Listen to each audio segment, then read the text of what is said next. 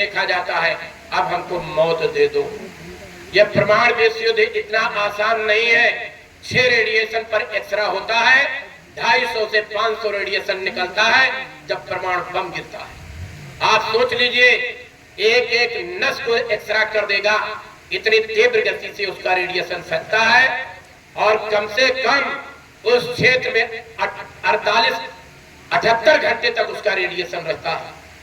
परमाणु बम इतना आसान नहीं है। इतना आप जान लीजिए कि अगर मल्लाह कर लिया, बाबा जी ने कहा तुमने नामदान ले लिया, भगवान का भजन करने लगोगे तो ये रास्ता बदल करके कोई दूसरा रास्ता अपना लेगा, और नहीं तो काल दंड गई काउल मारा, हरे धर्म बल बुद्धि विचारा। भगवान जब अपना डंडा उठाता है तो किसी की अदालत में कोई उसकी सुनवाई नहीं होती है, क्योंकि वो काल भगवान ही स्वयं अदालत होता है, स्वयं अदालत होता है। इसलिए मैं आपसे प्रार्थना करने आया हूं कि थोड़ा सा समय निकाल लो अपनी आत्मा के कल्याण के लिए। विश्व की जहां पर पढ़ाई खत्म होती है, वहीं से अध्यात्मवाद की ABCD शुरू होती है। जहां पर सारी सुख सुविधाएं खत्म होती हैं, वहीं से संसार के अलग हट करके, संसार से विरक्त होकर के महापुरुषों ने लिखा, नाम जी जब जागे जोगी, विरत विरत प्रपंच वियोगी। ब्रह्मा जी के फैलाए उस प्रपंच से कुछ समय के लिए विरक्त हो जाओ और इस जीवात्मा से उस परमात्मा का भजन करो, जो ये 2 आंखों के ऊपर, जहां माताएं बहनें टिकली और बिंदिया लगाते हैं, पुरुष लोग तिलक लगाते हैं, यहीं पर 16 सूर्यों का प्रकाश लेकर के आत्मा बैठी हुई। कैसे पहुंचोगे यहां तक? 10 साल, 20 साल, 25 साल, 50 साल का हमारा आपका जीवन बीत गया, हम इन 2 आंखों से ऊपर उठ करके यहाँ तक आज नहीं आ पाए। कैसे हम तीसरी आंख को खोजेंगे? कैसे यहाँ तक पहुंचेंगे? इसलिए धर्म जल्दी से लो, अब धार जमाना बदलेगा। कहे जय गुरुदेव पुकार, जमाना बदलेगा। लाशें पड़ी सड़ेंगी घर घर में, उठाने वाले न मिलेंगे, यार जमाना बदलेगा। हम कोई श्राप देने नहीं आए, हम महात्माओं की इन बातों को आपको बताने आए, याद दिलाने आए हैं। बाबा जय गुरुदेव जी महाराज का जन्म स्थान ग्राम चितौरा, भरथना तहसील, जिला इटावा। और बाबा जय गुरुदेव जी महाराज जी की माता जी ने 4 वर्ष की अवस्था में बुला करके कहा था कि फलाने दास, जीवन में हमारी 2 बातों को मानना। पहली बात यह है, तुमको गृहस्थी नहीं बसानी है, तुमको मेहनत करके रोटी खाना है। दूसरी बात ये कि परमात्मा भगवान ईश्वर, ये 33 करोड़ देवी देवता, 9 करोड़ दुर्गा, 10 करोड़ शंभु और विराट, ब्रह्मा और विष्णु, ये जीते जी मिलते हैं, ये मरने के बाद नहीं मिलते हैं। ऐसे महापुरुष की तलाश करना जो तुमको इनका दर्शन करा सके। बाबा जी मठों, मंदिर, गिरजाघर, गुरुद्वारों में गए, बाबा जी ने कहा हमने पीठ पर चिमटे बर्दाश्त किए, महात्माओं के लंगोटी धोई, हमने उनके चिलम भरे, उनके जूठे बर्तन धोए, पीठ पर उनके चिमटे बर्दाश्त किए। आन मिला वही प्रीतम प्यारा, कोई हमको ऐसा पहुंचा हुआ संत नहीं मिला। लेकिन पंडित धूरेलाल जी महाराज, इगलास तहसील, जिला अलीगढ़, और वहीं पर बाबा जय गुरुदेव जी महाराज चिरौली गांव में स्वप्न देखा, और स्वप्न देख करके देखा कि ये महापुरुष कोई है, कोई पंडित जी हैं, ये हमको बुला रहे हैं, और सवेरे उसी गांव की तरफ चल पड़े। धीरे धीरे जब वहां पहुंचे तो देखा जिसने हमको स्वप्न दिया था, जिसने हमको बुलाया था, वो हमारे सामने खड़े हैं। और वही बाबा जय गुरुदेव जी महाराज चरणों में गिर करके और रोने लगे। कहा रो मत, अपने घर आ गए। दादा गुरु ने गुरु महाराज को रास्ता दिया और कहा हमने 18 घंटे और 22 घंटे बैठ करके अपनी आत्मा से उस परमात्मा का भजन किया। आत्म ज्ञान बिना नर भटके, क्या मथुरा और क्या काशी, आप भटकते रहिए। मथुरा जाओ, अयोध्या जाओ।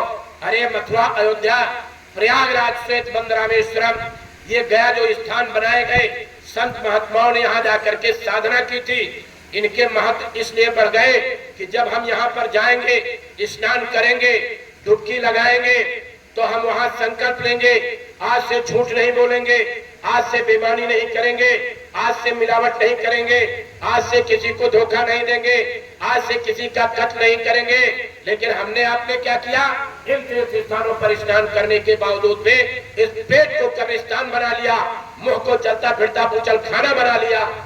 अब बताओ भगवान कहाँ बैठेगा? परमात्मा के मिलने का केवल एक ही रास्ता था कि प्रयागराज की दुबेड़ी में शरीर शुद्धि का स्नान करते, संत महात्माओं की जुबान पर सरस्वती बैठे हैं, उनके सत्संग रूपी गंगा में अपनी अंतर आत्मा को स्नान कराते, गुरु गोविंद और शिष्य मिल किन्हीं भक्त विवेक और त्रिवेणी धारा बहे आगे गंगा है एक, ये त्रिवेणी थी। और इसी त्रिवेणी में डुबकी लगाते आत्मा से परमात्मा का दर्शन कर लेते। कोई भी विश्व के अंदर ऐसा चैलेंज करता है कि भगवान इन आंखों से दिखाई पड़ता, वो झूठ बोलता है, उसको अध्यात्मवाद के विषय में एबीसीडी का भी ज्ञान नहीं है। परमात्मा ये जहां जीवात्मा बैठी है, इसके अंदर एक आंख है, एक नाक है, एक कान है। जब तक ये आंख नाक कान नहीं खुलेंगे आप परमात्मा को नहीं देख सकते हो, आप अपने आप को नहीं पहचान सकते हो।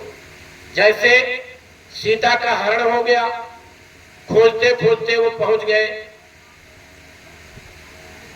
सुग्रीव के पास, सुग्रीव से मित्रता कर लिए राम। सुग्रीव ने उनसे हालचाल पूछा, सारी व्यथा अपनी उन्होंने बताई। कहा ठीक है मित्र, आज से तुमको चिंता करने की जरूरत नहीं है, मेरे पास बंदरों की बहुत बड़ी सेना है, मैं आज खोज भेजता हूं इसको खोजने के लिए। बंदरी सेना खोजते खोजते समुद्र के किनारे शाम को इकट्ठा हुई। सीता की कोई खोज खबर नहीं लगी, लेकिन जटायु और संपाति दो भाई थे, इन दोनों की आपस में बातचीत हुई कि चलो सूर्य देवता से मिल के आते हैं। सूर्य देवता से जब मिलने के लिए गए तो जटायु के जब सूर्य की किरणें बर्दाश्त से बाहर हुई तो ये तो नीचे उतर आए कि भैया हम नहीं जा पाएंगे। संपाति थोड़े दुष्ट प्रवृत्ति के थे, अरे कह लगे कैसे हमको जला देगा, हम जाएंगे। और ऊपर उड़ते चले गए, सूर्य की किरणें बर्दाश्त से बाहर हुई, इनके पंख जल गए, आकर के नीचे गिर गए। नीचे गिरे, करा रहे थे, चिल्ला रहे थे। वहीं पर एक महात्मा जा रहे थे। महात्मा जी उनको विकल व्यथित परेशान जब देखा, चंद्रमा दास महात्मा थे, उन्होंने कहा भाई ये कैसे सब हुआ, सारी कथा बताई। तो उन्होंने एक बात उनसे कही, कहा समय देखो आगे आने जा रहा, कहा आगे का समय त्रेता का आएगा और त्रेता में ब्रह्म अवतार लेगा।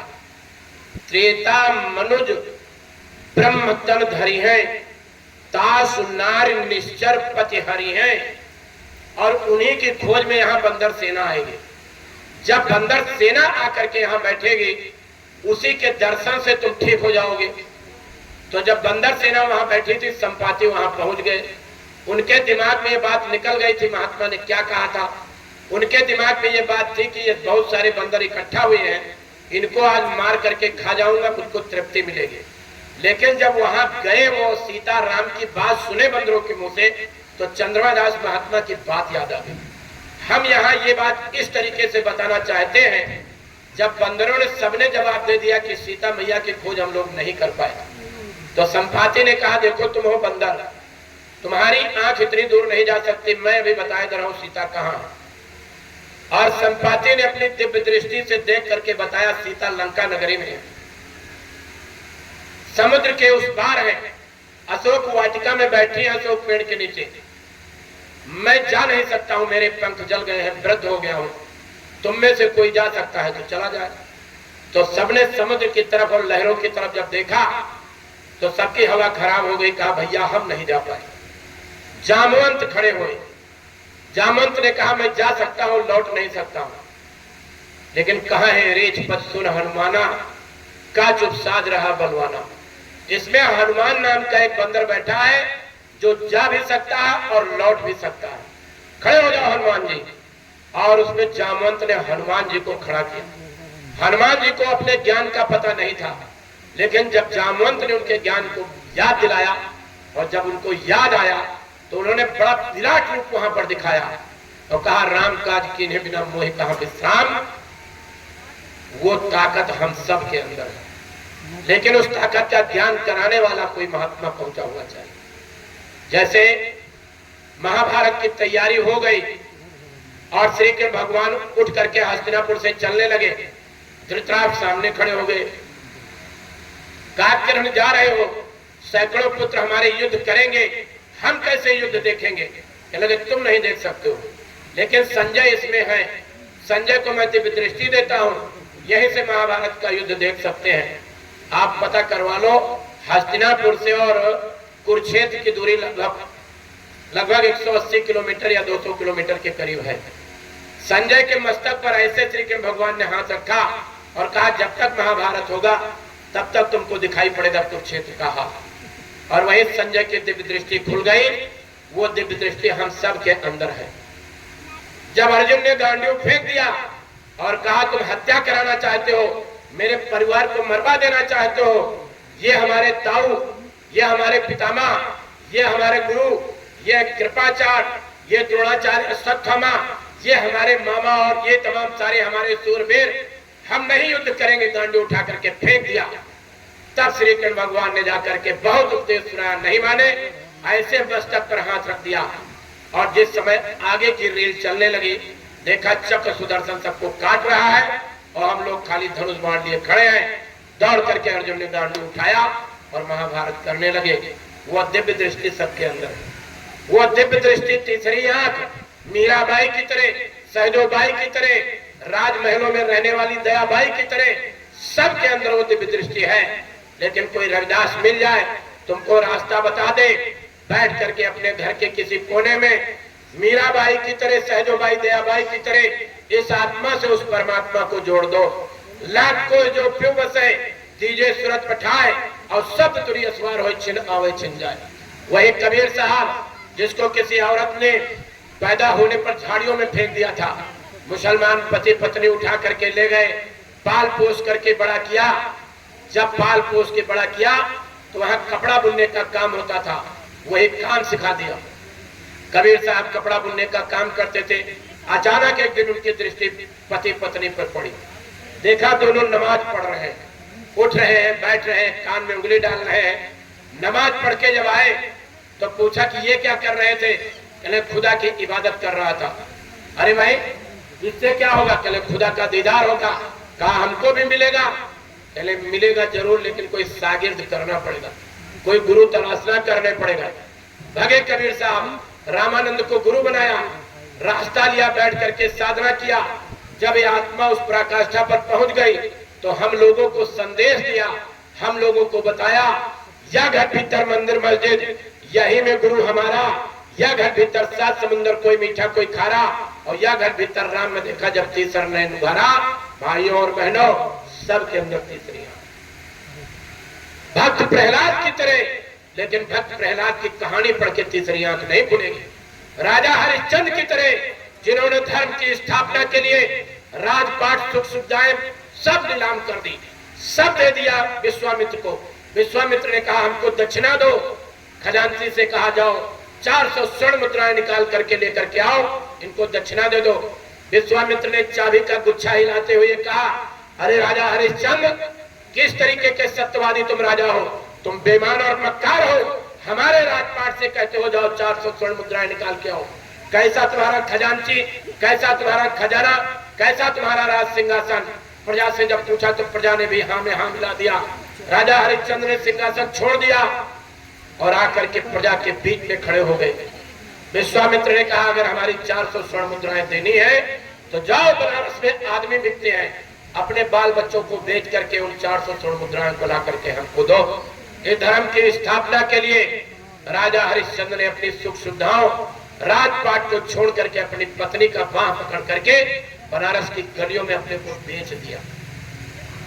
हम सोचते हैं कि भगवान को भजन करेंगे, ढोलक लेंगे, मंदिर में गाना गाएंगे, भगवान मिल जाएगा। मंदिर का मतलब क्या था? मन को अंदर की तरफ पलटो, मन को अंदर की तरफ पलटो। एक ऐसा स्थान जहां जा करके आत्मा से परमात्मा को जोड़ने का प्रयास करो। लेकिन हमने इन सब चीजों में अपनी ढोल की तान पर सब कुछ फेंक दिया। नाचे गावे मारे तान ताकि कलयुग राखे मान। इससे कभी किसी तरीके का कोई भगवान और कोई ईश्वर मिलने वाला नहीं। अगर परमात्मा को पाना चाहते हो तो राम नाम मणिदीप धर, जीह देहरी द्वार, गोस्वामी भीतर बाहर हो, जो चाहे उजियार। अगर अंदर के हालचाल को जानना चाहते हो, बाहर के अपने उस परम पिता परमात्मा की खिलकत को देखना चाहते हो तो राम नाम मणिदीप धर, जीह देहरी द्वार, जीवात्मा की देहरी पर रखो। ये चिराग हम लोग भगवान के सामने जलाते हैं, अपने देवी देवताओं के सामने जलाते हैं। ये कितनी देर जलते हैं? घंटा, 2 घंटा, 3 घंटा। जब तक तेल है, घी है, तब तक जलेंगे। तेल और घी समाप्त हो गया, ये चिराग सब बुझ जाएंगे। लेकिन महापुरुषों ने क्या कहा? परम प्रकाश रूप दिन राति नहीं कर चाहिए दिया घृत बाती। यह अखंड ज्योति 24 घंटा तुम्हारे अंदर जल रही है। कैसे पहुंचेंगे? जब संत महात्मा रास्ता देंगे, बैठ करके भजन करेंगे। और जिस दिन यहाँ से पर्दा हट गया, यहीं से स्वर्ग देखो, बैकुंठ देखो, यहीं से शक्ति लोग, ब्रह्मलोक देखो। अब कहाँ है गुरु जी? वह घर चलो जहाँ काल ना जाए। हमारा आपका जन्म, हमारा आपका मरण इस संसार में जो होता है, इसके बीच में जो हमको आपको जीवन मिलता है, उसी जीवन में हमको आपको अपनी आत्मा को उस पराकाष्ठा पर पहुंचाने का अवसर मिलता है। हम सभी को सादर आमंत्रित करते हैं। अभी जुलाई में गुरु पूर्णिमा का कार्यक्रम मथुरा में होने जा रहा है। 8 जुलाई से लेकर के 12 जुलाई तक यह गुरु पूर्णिमा का पावन पर्व होगा। और इस पावन पर्व पर हम सभी को आमंत्रित करते हैं। निवेदन प्रार्थना ये करते हैं, जो लोग मांस खाते हैं, शराब पीते हैं, उनसे केवल हाथ जोड़ करके हमारी विनती और प्रार्थना है, मत सताओ उस गरीब को। उस गरीब का बाप सुनेगा, जड़ों से खोदेगा और दंड देगा। श्री कृष्ण भगवान 2 उदाहरण इतिहास में ऐसे मिलते हैं जिनको बदला चुकाने के लिए दोबारा इस मृत्यु लोक में आना पड़े। बदला चुकाने के लिए पहला उदाहरण श्री कृष्ण भगवान का मिलता है। ध्यान से सुनो हमारी बात। पहला उदाहरण श्री कृष्ण भगवान का मिलता है। जब श्री कृष्ण भगवान को बहेलिये ने मार दिया तो बड़े जोर से चिल्लाए। दौड़ करके बहेलिया वहां गया, कहा प्रभु मैंने तुम्हारा वध कर दिया है। कहा नहीं, वध नहीं किया है, अपना बदला चुका दिया है। कहा रामा अवतार में मैं राम था, तुम बाली थे, मैंने पेड़ से छुप करके तुम्हारा वध किया था। आज तुम वही बाली बहेलिया के रूप में, मैं राम कृष्ण के रूप में तुमने अपना अदला बदला चुका लिया। बाली और सुग्रीव की लड़ाई हुई थी, एक दूसरे खत्म हो गए थे। एक ब्रह्म के अवतार थे, एक इंद्र के अवतार थे। और वही ब्रह्म और इंद्र के अवतार दोनों अर्जुन और कर्ण हुए थे। जिस तरीके से मारा गया था उनको, उसी तरीके से चक्का निकालते समय अर्जुन ने कर्ण का वध कर दिया था। ये 2 इतिहास में ऐसे प्रमाण मिलते हैं जो इस मृत्यु लोक में आकर के बदला चुकाना पड़ा था। इसलिए आप सभी लोगों से हमारी प्रार्थना और विनती है, इस पेट को कब्रिस्तान, मुंह को बूचड़ खाना मत बनाओ। धर्म जल्दी से लो, धार जमाना बदलेगा। कहे जय गुरुदेव पुकार, जमाना बदलेगा। वक्त का आमूल चूक परिवर्तन होने जा रहा है। इस समय बाबा जी ने कहा इस कलयुग में महाभारत होगा। बाबा जी ने कहा राक्षसों का संहार होगा, लेकिन न राक्षसों का संहार करने राम आएंगे, न महाभारत कराने के लिए श्री कृष्ण भगवान आएंगे। बाबा जी ने सीधी से एक लाइन खींच दे और कहा कर्म प्रधान विश्व रखा, जो जस करे सो तस फल चाखा। फिर बाबा जी गुरुदेव जी महाराज ने कहा है कुछ आसार ऊपर से होगा, कर्मों का बादल बवंडर बनेगा, बरसेगी बहेगी पापों की धारा, सुनते तो जाओ संदेशा हमारा, हमने तुम्हारे लिए जल से रचाए, गलिन गलिन खुद परचे बटाए, समझो न समझो जाने भाग्य तुम्हारा, ये आप जानो आपका। अर्जी हमारी है, संदेश वाहक के रूप में हम आए हैं। अर्जी बाबा जय गुरुदेव जी महाराज, पूज्य पंकज जी महाराज की है। हम संदेश वाहक के रूप में आप लोगों के बीच में निवेदन करने आए हैं। इस पेट को कब्रिस्तान शमशान घाट मत बनाओ। आदमी को मांस खाने के लिए नहीं बनाया गया, शराब पीने के लिए नहीं बनाया गया। हम सब लोग, बहुत से लोग ऐसे इसमें बैठे हैं जो हर दशहरा पर रावण को जलाने, फूकने और मारने जाते हैं। जाते हो कि नहीं जाते हो?